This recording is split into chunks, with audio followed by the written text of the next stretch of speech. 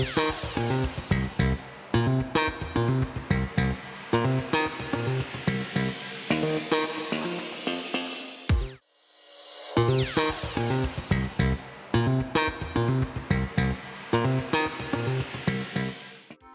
first class and imagine this: the flight upgrade of a lifetime. A flight for one. Because that's exactly what happened to Phil Stringer, a North Carolina man. He redefined the meaning of solo tripping when he got an entire plane to himself. I am the only person on the plane and they have an entire flight crew. They do not want to do this flight. So what happened here?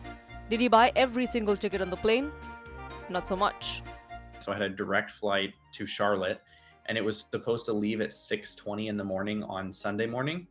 And it got delayed a couple hours, and then it got delayed a couple more hours, and that happened a few different times. I think it was a total of 7 different delays. Yes, 7 different delays. Stringer's original flight from Oklahoma City to Charlotte was delayed 18 hours. And obviously, all other passengers had given up. But Stringer persevered. When I get to the gate, no one was there except for the gate agent. And I looked at her, I was like, "Did you guys already board? Are you waiting on me?" And she was like, "No, honey." She said, "You're the only passenger left in this airport." He felt awful for making the crew show up just for him. I didn't want to wait 18 hours for my flight. I know they didn't want to be drugged from their hotel to the airport. But look, you can either have a negative attitude and make it worse, or you can force yourself to have a positive attitude and just have fun. And fun they had. Loaded all the bags on the plane. How many bags do you have to load today, bro? Total of 1. The flight attendants too got a good laugh out of the situation. Soon his solo journey turned into a private party. Have you ever heard of a party bus? Now, turn up the fun by a few notches, and what do you get? A party plane. Personal handheld devices like tablets, cell phones, and smartwatches all need to be placed in the airplane mode at this time. Stringer recorded his experience on TikTok, and his video has gone viral with 50 million views. He's also buddies with the flight attendants. They have a group text now. Clearly, nothing bonds people like a good flight for one.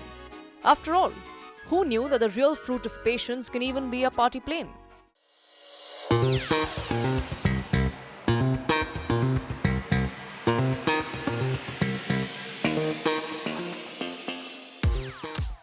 Renowned writer Mark Twain once said, "A lie can travel halfway around the world while the truth is putting on its shoes." And sometimes a lie even embarks upon a nonchalant decade-long journey before the truth turns up.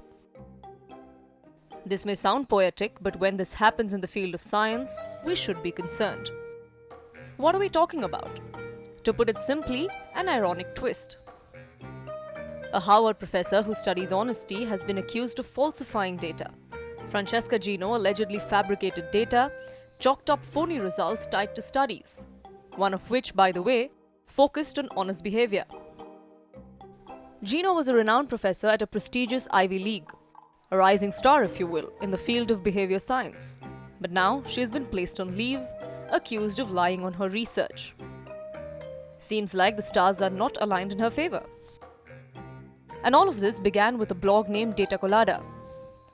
It is run by 3 behavioral scientists who allege fraud by Gino. Caught data falsification in 4 of her academic papers, with one being authored over a decade ago. And remember, this is an important moment for the sciences. Over the past few years, dozens of behavioral scientists have risen to prominence. They show us the power of small interventions, ways to improve well-being.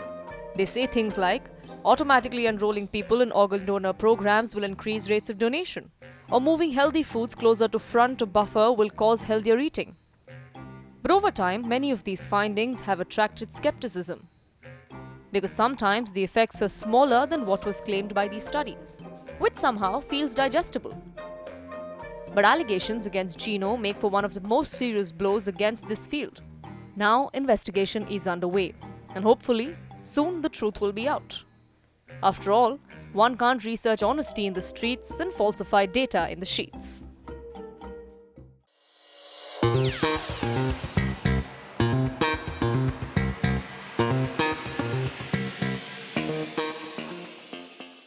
Now let's talk about a Chinese dish that's hard to stomach. Quite literally. We are talking about stir-fried stones.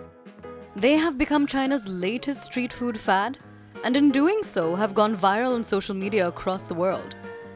After all, this is the world's hardest dish, in the most literal sense of the word. One must suck on the pebbles to relish their rich flavor, then spit them out. It's called sudyu, meaning suck and dispose. Why? Because you aren't supposed to eat the pebbles. Thankfully, just suck on them and then spit them out, because the point is simply to relish their rich flavor. The dish is cooked in chili oil, garlic, and a mix of vegetables and spices like you would with any other Chinese stir-fry. With these flavors, even dead-as-stone pebbles come to life, and each portion costs about $2 only. But here's the thing. The global culinary curiosity over these stir-fry pebbles may be recent, but sudyu is believed to date back hundreds of years. It originated in the eastern province of Hubei, and then was passed down for generations by boatmen through oral history, because back in the days, boatmen would often become stranded in the middle of a river. They would run out of food, so they would just pick up stones from the river and cook them with condiments. But today, this dish does much more than just help people overcome hardships. It has become a well-loved local tradition, and as bizarre as this dish sounds, who knows, maybe it could rock your world too. Pardon the pun.